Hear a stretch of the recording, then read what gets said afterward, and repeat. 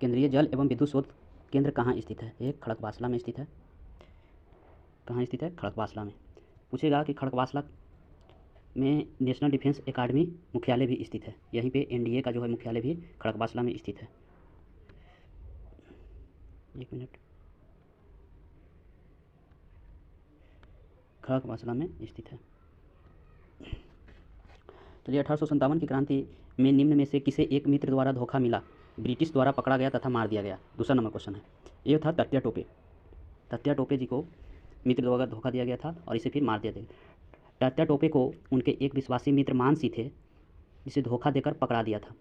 और 1857 के विद्रोह के नायक और उनके कार्य क्षेत्र वीर कुंवर सिंह जो थे जगदीशपुर आरा से एक, और नाना साहब कानपुर से थे, और बख्तियार खां दिल्ली से थे, और बेगम हजरत महल लखनऊ से थे, रानी लक्ष्मीबाई झांसी से थी, और मौलवी अहमदुल्ला फैजाबाद से था, और खान अब्दुल गफ्फार खां बरेली से सब नेतृत्व कर रहे थे। चलिए आगे देखते हैं तीसरा नंबर क्वेश्चन। 1929 में किसकी अध्यक्षता में आयोजित हुए भारतीय राष्ट्रीय कांग्रेस के लाहौर अधिवेशन में ब्रिटिश शासन से पूर्व स्वतंत्रता का प्रस्ताव पारित किया गया? ये जवाहरलाल नेहरू के नेतृत्व में हुआ था। जवाहरलाल नेहरू की अध्यक्षता में 1929 में लाहौर अधिवेशन था। उस समय लाहौर अधिवेशन में ब्रिटिश शासन से पूर्व स्वतंत्रता प्रस्ताव पारित किया गया था। लाहौर अधिवेशन कब हुआ था? एक क्वेश्चन है यहाँ पे, 1929 में लाहौर अधिवेशन हुआ था। इसका अध्यक्ष कौन थे? Doctor Jawaharlal Nehru, Pandit Jawaharlal Nehru, sorry. इसके अधिवेशन के पूर्ण स्वराज का मांग किया गया था। और उससे पहले, एक साल पहले 1928 में कलकत्ता अधिवेशन हुई, जिसका अध्यक्षता मोतीलाल नेहरू कर रहे थे। और 1905 में बनारस अधिवेशन हुआ, जिसकी अध्यक्षता गोपाल कृष्ण गोखले करते थे। आपकी जानकारी के लिए इतना काफ़ी है। आगे देखिए 4 नंबर क्वेश्चन।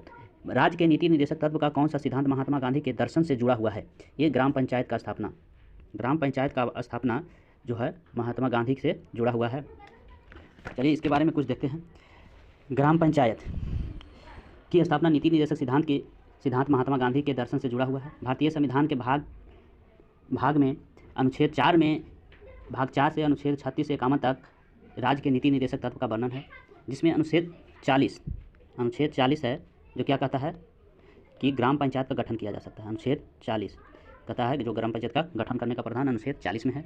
और उससे 2 अनुच्छेद ऊपर बढ़ते हैं तो अनुच्छेद 42 कहता है प्रसूति की सहायता। अनुच्छेद 39 कहता है धन का समान वितरण। चलिए आगे देखते हैं। हड़प्पा सभ्यता कैसी सभ्यता थी? कांस्य युगीन सभ्यता थी। हड़प्पा सभ्यता कैसी थी? कांस्य युगीन सभ्यता थी। 5 का क्लियर हो गया। हड़प्पा सभ्यता कांस्य युगीन सभ्यता के नाम से भी जाना जाता है। कार्बन 14 तिथि निर्धारण पद्धति के अनुसार हड़प्पा सभ्यता का कार्यक्रम 2350 से 1750 BC है। इसकी खोज, हड़प्पा सभ्यता की खोज 1921 ईस्वी में दयाराम साहनी ने किए थे। वर्तमान समय में यह रावी नदी के किनारे पाकिस्तान के मोंटेगोमरी जिला में स्थित है। चलिए आगे देखते हैं 6 नंबर क्वेश्चन देखते हैं। भारत तथा चीन के बीच बनने वाली रेखा, तो भारत और चीन के बीच में एक मोहन रेखा रहता है। रेड क्लिफ रेखा भारत और पाकिस्तान के बीच, डुरंड रेखा भारत और अफगानिस्तान के बीच, और चौथा क्या है? चौथा है स्टैमफोर्ड रेखा। इससे कोई रिलेटेड अभी तो नहीं है, आगे मैं जानकारी दूंगा। नीचे दी गई प्रमुख घटनाओं की सही तिथि क्रम क्या है? SLV-3 लॉन्च कब किया था? तो SLV-3 लॉन्च किया था 2001 में। समझ गए? SLV-3 लॉन्च कब किया था? 2001 में। ये सही घटना का क्रम यही होगा, यानी कि पहले कौन सा हुआ था घटना? 2 नंबर पहले, जैसे कि बांग्लादेश का बनना 1971 में बना था।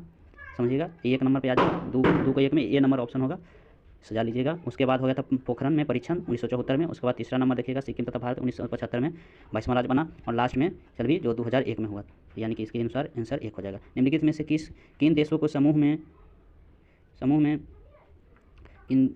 किन देशों के समूह से भूमध्य रेखा गुजरती है? तो ये हो जाएगा कोलंबिया और केन्या और इंडोनेशिया से भूमध्य रेखा गुजरती है। आगे देखिएगा,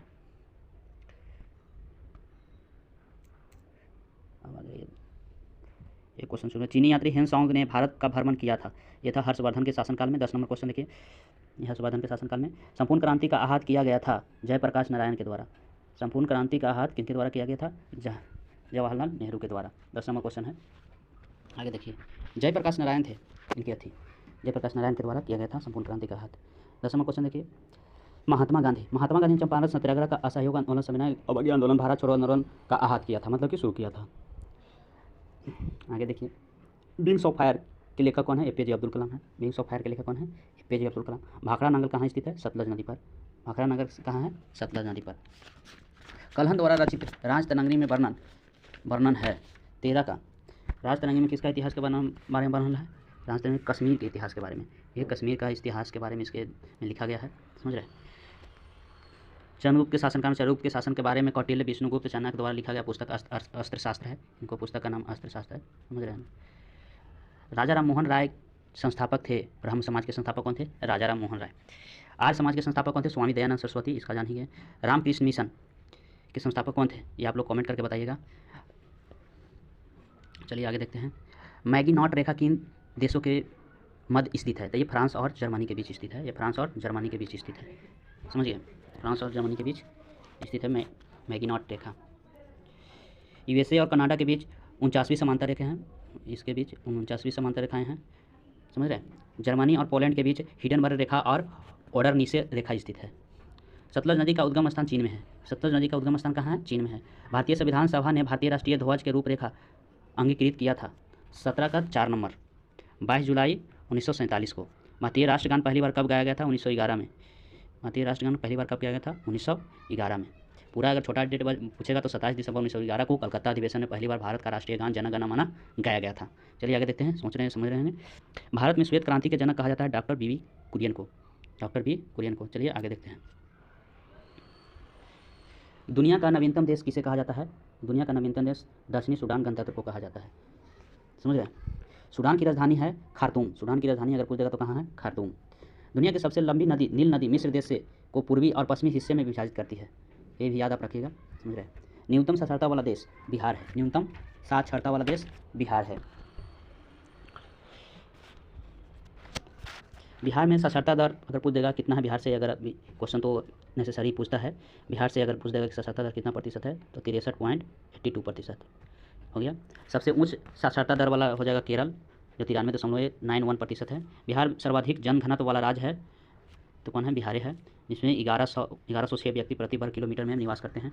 न्यूनतम घनत्व वाला राज्य अरुणाचल प्रदेश है। न्यूनतम घनत्व वाला राज्य अरुणाचल प्रदेश है। सम्राट अशोक ने 40 वर्षों तक भारत में राज्य की राजधानी तथा उस समय नाम था पाटलिपुत्रा। जिस समय अशोक राज कर रहा था उस समय भारत में इसका जो नाम था पाटलिपुत्र था। आगे चलते हैं, देखते हैं। अच्छा, अशोक से चलें तो अशोक के बारे में थोड़ा सा। महाराजा अशोक किस वंश से थे? तो ये मौर्य वंश से थे। मौर्य वंश। देखिए हर क्वेश्चन के साथ चारों जो ऑप्शन हैं उससे हम आपको डिस्कशन के साथ देते हुए चलेंगे। चलिए देखते हैं। चंद्रगुप्त मौर्य किसका पुत्र था? ये भी आप थोड़ा सोच लीजिएगा। चंद्रगुप्त पुत्र था। चंद्रगुप्त जो पुत्र था वो बिंदुसार का पुत्र था। बिंदुसार का पुत्र अशोक हुआ था, यानी कि अशोक के दादा का नाम क्या था? चंद्रगुप्त मौर्य हुआ था। अब बिंदुसार क्या हो गया? अशोक के पिता हो गया। इतना याद रखिएगा। और ये भी पूछता है कि सारनाथ स्तंभ का निर्माण किसने कराया था? तो अशोक ने किया था। अशोक ने अपने राज्याभिषेक के 8वें वर्ष कलिंग पर विजय प्राप्त कर लिया था। कौन? अशोक। अशोक से सब वेरी इंपॉर्टेंट है, थोड़ा ध्यान में रखकर देखिएगा। ऐसा प्रथम इंजीनियर जो स्नातक जो किसी राज्य का 2 बार मुख्यमंत्री रहा वो बिहार का है। कौन है? 24 नंबर। ऐसा इंजीनियर जो प्रथम इंजीनियर स्नातक जो किसी राज्य का 2 बार मुख्यमंत्री रहा, ये पुराना क्वेश्चन है तो बिहार ही मानिएगा। तो नीतीश कुमार जी हैं जो रिकॉर्ड 7 बार बिहार के, ये तो 8वां बार शपथ ली है। थोड़ा सा प्रीवियस क्वेश्चन है तो इसे आप बताते हैं। ये 8वीं बार मुख्यमंत्री पद पर मतलब कि शपथ ली हैं जो नीतीश कुमार रिकॉर्ड 8 बार बिहार के मुख्यमंत्री पद की शपथ ली। नीतीश कुमार प्रथम इंजीनियर स्नातक मुख्यमंत्री हैं। नीतीश कुमार का जन्म बिहार के बख्तियारपुर में हुआ है, ये भी ध्यान में रखिएगा। कुछ समय छोड़ दिए जाए तो वर्ष 2005 से वर्तमान तक लगातार वे मुख्यमंत्री के पद पर बने हैं, ये ध्यान रखिएगा। वर्ष 2000 में वे प्रथम बार बिहार के मुख्यमंत्री बने, लेकिन 7 दिन बाद ही उन्हें त्याग पत्र देना पड़ गया था। किसे? नीतीश कुमार को। चलिए आगे देखते हैं। 25 नंबर क्वेश्चन। निम्नलिखित में से कौन सा देश आसियान का सदस्य नहीं है? तो बांग्लादेश है जो आसियान का सदस्य नहीं है। आसियान में कितने देश हैं? आसियान जो है एक संस्था है। आसियान एक संस्था है जिसमें बांग्लादेश सदस्य इसका नहीं है। आसियान 10वीं पूर्व एशिया राष्ट्रीय संघों का संगठन है, यह संगठन कहिए। इसमें जो देश हैं, पहला है म्यांमार, दूसरा है कम्बोडिया, ध्यान सुनिएगा, दूसरा कम्बोडिया, तीसरा Laos, Vietnam, Thailand, Brunei, Indonesia, Malaysia, फिलिस्तीन तथा सिंगापुर, समझिए। और इसका जो स्थापना हुआ था, आसियान का स्थापना 8 अगस्त 1967 में हुआ था। इसका मुख्यालय इंडोनेशिया जकार्ता में है। 24 अगस्त 1996 में भारत इसका पूर्ण संवाद सहभाग बना, यानी कि सदस्य बना। वर्तमान में इसका सदस्य देश 10 हैं। इसको में जो आसियान में कितने, आप पूछेगा कि वर्तमान में कितने देश है? 10। आपको हम पूरा बताते हुए जाएंगे, जो भी मुझे नॉलेज है वो आपको देते हुए जाएंगे। चलिए आगे क्वेश्चन देखते हैं। उस राज्य का नाम बताइए जहाँ से भारत प्रथम राष्ट्रपति चुना गया था। वो तो बिहार से था। कौन से चुने गए थे? डॉक्टर राजेंद्र प्रसाद चुने गए थे, जो भारत के प्रथम राष्ट्रपति चुने गए थे, बिहार के थे, समझिए। सदाकत आश्रम की स्थापना मजरूल हक द्वारा किया गया था। जो मजरूल हक हैं जो सदाकत आश्रम की स्थापना किए थे। डॉक्टर जो, हाँ, एक क्वेश्चन बनता है कि डॉक्टर राजेंद्र प्रसाद के समाधि स्थल को क्या कहा जाता है? तो महाप्रयाण घाट कहा जाता है, ठीक है। चलिए आगे देखते हैं। सिखों के 10वें गुरु गुरु गोविंद सिंह जी का जन्म कहाँ हुआ था? तो पटना में हुआ था। कब हुआ था? 1966 ईस्वी में हुआ था। इतना आपको ध्यान में रखना है।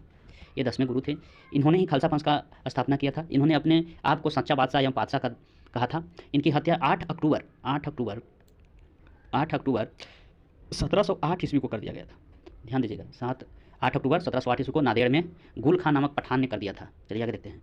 1946 ईस्वी के गठित अंतरिम सरकार डॉक्टर राजेंद्र प्रसाद किस विभाग के मंत्री थे? तो ये खाद्य एवं कृषि विभाग के मंत्री थे। उस समय रेल मंत्री कौन था? अरुण आसफ अली था। और रक्षा मंत्री कौन था? बालदेव सिंह थे। हम गृह प्रसारण एवं सूचना मंत्री कौन थे? तो वल्लभ भाई पटेल थे। उद्योग एवं आपूर्ति मंत्री कौन थे? तो जॉन मथाई थे। श्रम मंत्री जगजीवन राव थे। इतना क्वेश्चन आपको दिमाग में रखना है। वैश्विक तापमान के बढ़ने की समस्या से निपटने के लिए अपने लोगों को कार्बन कर लगाए जाने का प्रस्ताव करने वाला विश्व का पहला देश निम्नलिखित में से कौन था? तो न्यूजीलैंड था। आगे देखिए, निम्नलिखित में से किस क्षेत्र में वर्ष 2005 में इंदिरा गांधी परमाणु अनुसंधान केंद्र ने उल्लेखनीय उन्नति की? तो ये हो जाएगा, एक minute, fast breed test reactor uranium plutonium मिश्रित कार्बन ईंधन के द्वारा ये किया गया था। चलिए आगे देखते हैं। इच्छा मृत्यु को कानूनी रूप देने वाला भारत वाला पहला देश निम्नलिखित में से कौन है? तो नीदरलैंड। समझ गए? इच्छा मृत्यु को कानूनी रूप देने वाला पहला देश कौन सा है? नीदरलैंड। इसका कहना है ऑस्ट्रेलिया में जो है, ऑस्ट्रेलिया में इच्छा मृत्यु अवैध माना जाता है। जापान में विशेष परिस्थितियों में इच्छा मृत्यु की अनुमति है। आईपीसी धारा 309 के अंतर्गत आत्महत्या को दंडित अपराध घोषित किया गया है। जो 309 है धारा, इसके तहत आत्महत्या को दंडित अपराध घोषित किया गया है। चलिए आगे देखते हैं। 32 नंबर क्वेश्चन कहता है कि निम्नलिखित में से कौन सा आयोग सर्वप्रथम भारत में संविधान की किसी धारा के अंतर्गत किसी निश्चय प्रावधान का अनुपालन में स्थापित किया गया है? तो चुनाव आयोग हो जाएगा। भारत के संविधान के किसी धारा के तहत किसी निश्चय प्रावधान के अनुपालन में स्थापित किया गया पहला आयोग चुनाव आयोग था। समझ रहे हैं? चुनाव आयोग या निर्वाचन आयोग एक स्वायत्त संस्था है। भारतीय चुनाव आयोग की स्थापना 25 जनवरी 1950 को हुआ था। 25 जनवरी 1950 को हुआ था चुनाव आयोग का स्थापना। इतना ध्यान रखिएगा, ये मेन पॉइंट यही है। विश्व आर्थिक फेमस वार्षिक बैठक का स्थल दावोस कहाँ पर स्थित है? समझ रहे हैं? क्वेश्चन को ध्यान से पढ़िएगा, समझिएगा और सुनिएगा। विश्व आर्थिक फोरम की वार्षिक बैठक का स्थल दावोस स्विट्जरलैंड में स्थित है। कहाँ है? तो ये स्विट्जरलैंड में स्थित है। ध्यान दीजिएगा। विश्व आर्थिक मंच की स्थापना कब हुआ था? पूछ देगा कि विश्व आर्थिक मंच की स्थापना कब हुआ था? तो 1971 मार्क निकल जाना। समझ रहे हैं? चलिए आगे देखते हैं। 34 नंबर क्वेश्चन। ओलंपिक खेलों के किस खेल के लिए बैल वार्कर कप प्रदान किया जाता है? तो मुक्केबाजी के लिए ये जो होता है बैल वार्कर कप प्रदान किया जाता है। ध्यान दीजिएगा। बैल वार्कर कप ऐसे भी क्वेश्चन पूछते हैं, बैल वार्कर कप किससे संबंधित है? तो मुक्केबाजी खेल से संबंधित है। क्रिकेट से संबंधित है, उससे हम कुछ आपको बता देते हैं। जो ट्रॉफी दिया जाता है, तो रणजी ट्रॉफी पूछेगा तो किससे? क्रिकेट से देवधर, क्रिकेट से ट्रॉफी देवधर ट्रॉफी, क्रिकेट से ईरानी ट्रॉफी, क्रिकेट से सीके नायडू ट्रॉफी, क्रिकेट से दिलीप ट्रॉफी, क्रिकेट से है। फुटबॉल है तो फुटबॉल से भी संबंधित आपको बता देता हूँ मैं। फुटबॉल से संबंधित कप होता है Davis cup, Merdeka cup, Santosh trophy, Rovers cup, DCM trophy, Federation cup. ये सब है जो क्या है? फुटबॉल से संबंधित है। हॉकी से संबंधित कप आगा खां कप हो गया, बेटन कप हो गया, ध्यानचंद ट्रॉफी हो गया, सब हॉकी से संबंधित है। इतना बात आपको ध्यान में रखना है। चलिए आगे देखते हैं। 35 नंबर क्वेश्चन। प्राचीन नगर तक्षशिला निम्न में से किनके बीच स्थित है? 35 नंबर क्वेश्चन कहता है कि जो तक्षशिला है किनके बीच स्थित है? तो सिंधु और झेलम नदी के बीच में स्थित है। कौन? तक्षशिला। चलिए आगे देखते हैं। सिंधु नदी, अच्छा सिंधु नदी कहाँ से निकलती है? तो सिंधु नदी तिब्बत के मानसरोवर के निकट सानोख्या बाब ग्लेशियर से निकलती है। जिसको सानोख्या बाब को सीन का बाब कहा जाता है, उसे हम वहीं से निकलता है। कौन नदी? सिंधु नदी वहीं से निकलता है, सिंधु नदी वहीं से निकलता है, सॉरी। भारत के लेह में प्रवेश करती है तथा फिर पाकिस्तान में तथा वहाँ से अरब सागर में गिर जाती है। कौन? सिंधु नदी। सिंधु नदी समूह की 5 महत्वपूर्ण नदियाँ, झेलम, चिनाब, रावी, सतलज, ब्यास, ये 5 नदियाँ हैं। आगे चलिए देखते हैं 36 नंबर क्वेश्चन। निम्नलिखित में से कौन सा विद्रोह बंकिम चंद्र चटर्जी के उपन्यास आनंद मठ द्वारा हुआ है? सन्यासी विद्रोह का इसमें जिक्र किया गया है। समझ रहे हैं? आनंद मठ से ही भारत के राष्ट्रीय गीत वंदे मातरम लिया गया है। वंदे मातरम कहाँ से लिया गया है? आनंद मठ से लिया गया है भाई, ये ध्यान में रखिएगा, पूछ देता है डायरेक्ट। अच्छा एक बात और, सन्यासी विद्रोह के केना सरकार के नेतृत्व में किया गया था? कब किया गया था? 1766 से 1800 ईस्वी तक बिहार बंगाल में चला था। कौन? सन्यासी विद्रोह। अच्छा भील विद्रोह से क्वेश्चन आता है। भील विद्रोह, तो भील विद्रोह कब हुआ था? तो भील विद्रोह सेवाराम के नेतृत्व में हुआ था। 1825 में हुआ था, 25 से 31 तक चला था, जो पश्चिमी घाट में चला था। अच्छा अहोम विद्रोह, इससे देखिए जब एक क्वेश्चन को देखिए ना तो उसमें से हर एक क्वेश्चन आपको एग्जामिनर पूछेगा। तो अहोम विद्रोह अंग्रेजों के विरुद्ध में चला था, जो 1828 ईस्वी में किया गया था। चलिए आगे देखते हैं, उतना समय नहीं है मेरे पास कि पूरा आपको जिक्र करें। निम्नलिखित में से कौन सा कथन सत्य नहीं है? तो इसमें से सी नंबर ऑप्शन देखिए, कावेरी नदी का उद्गम स्थान आंध्र प्रदेश, ये गलत है। 37 नंबर है, तो इसका कहाँ है उद्गम स्थान? आंध्र प्रदेश में। तो इसका जो दिया है आंध्र प्रदेश में कावेरी नदी का उद्गम स्थान, ये सत्य नहीं है। कावेरी नदी का जो उद्गम स्थान है तो कहाँ है? देखिए यहाँ पे थोड़ा सा सुधार कीजिएगा। कावेरी नदी का जो उद्गम स्थान है ये है, ध्यान में, ताल कावेरी जगह है, वहाँ से इसकी नदी निकलती है। कौन से नदी निकलती है? जो कावेरी नदी है, जो ताल कावेरी से निकलती है। यह कर्नाटक तथा उत्तरी तमिलनाडु में बहने वाली एक नदी है, जो पश्चिम घाट से ब्रह्मगिरी की पहाड़ी से निकलती है। समझिएगा। गोदावरी नदी का उद्गम स्थान, गोदावरी का उद्गम स्थान कहाँ हो गया? महाराष्ट्र। ये नासिक जिले में से निकलती है। चलिए आगे देखते हैं क्वेश्चन। निम्नलिखित कौन एक हिंदुस्तानी शास्त्रीय गायक हैं? तो गंगूबाई हंगल ये जो है शास्त्रीय गायक हैं। कोलंबो में अल्मोड़ा तथा व्याख्यान निम्नलिखित में से किन अनुभवों पर आधारित है? तो स्वामी विवेकानंद के अथि पर आधारित है। चलिए आगे देखते हैं क्वेश्चन। 40 नंबर क्वेश्चन देखिएगा। 40 नंबर क्वेश्चन कहता है वैज्ञानिक तथा औद्योगिक अनुसंधान परिषद का अध्यक्ष कौन है? ये होता है भारत के प्रधानमंत्री, जो वैज्ञानिक एवं औद्योगिक अनुसंधान परिषद के अध्यक्ष होते हैं। भारत के प्रधानमंत्री अभी कौन है वर्तमान में? तो पीएम कौन है? ये सब इजी क्वेश्चन है, याद रखिएगा। नरेंद्र मोदी जी हैं। अच्छा, भारत के राष्ट्रपति अभी कौन है? तो द्रौपदी मुर्मू जी हैं। इसी तरह से सब चीज़ याद रखिए। भारत में हरित क्रांति का जनक किसे कहा जाता है? एम स्वामीनाथन को कहा जाता है। ये सब देखते जाइएगा। भारत में हरित क्रांति की शुरुआत कब हुई थी? तो 1966 से 67 में हुई थी। ये भी ध्यान रखिएगा, 1966 से 67 हुई थी। आगे देखिएगा। श्री कुमार बनर्जी निम्नलिखित में से किससे संबंधित? परमाणु ऊर्जा आयोग से संबंधित है। श्री कुमार बनर्जी वर्तमान परमाणु ऊर्जा के अध्यक्ष कौन है? ये आप कमेंट करके बताइएगा। राष्ट्रीय स्मार्ट गवर्नमेंट संस्थान कहाँ स्थित है? तो हैदराबाद में स्थित है। समझ रहे हैं? अच्छा, मुंबई में क्या स्थित है? तो मुंबई में Tata institute of fundamental research centre कहाँ स्थित है? अच्छा, डीएनए फिंगरप्रिंटिंग कहाँ स्थित है? हैदराबाद। ये बता दीजिएगा। केंद्रीय चमड़ा अनुसंधान संस्थान चेन्नई हो जाएगा। भारतीय मौसम वेधशाला पुणे, ये सब याद रखिएगा। मौसम वेधशाला हो गया पुणे। चेन्नई में क्या था? तो केंद्रीय चमड़ा अनुसंधान था। मुंबई में क्या था? Tata institute of fundamental research. आगे देखिए। वह भारतीय टेनिस खिलाड़ी जो फिल्म निर्माता हेतु बॉलीवुड से जुड़े हुए हैं, तो लिएंडर पेस है। आगे चलिए। लव निम्नलिखित में से किस खेल से संबंधित है? तो लव टेनिस से संबंधित है। लव टेनिस से संबंधित है। 2014 राष्ट्रमंडल खेल निम्नलिखित में से किस देश में आयोजित किया जाएगा? स्कॉटलैंड में किया गया था। 2014 में जो राष्ट्रमंडल खेल है किस देश में आयोजित किया था? स्कॉटलैंड में। वृंदावन गार्डन कहाँ स्थित है? मैसूर में स्थित है। वृंदावन गार्डन कहाँ स्थित है? मैसूर में स्थित है। आगे देखिएगा। 47 नंबर क्वेश्चन देखिएगा। अच्छा, एक चीज़ और देखिए आप इसमें।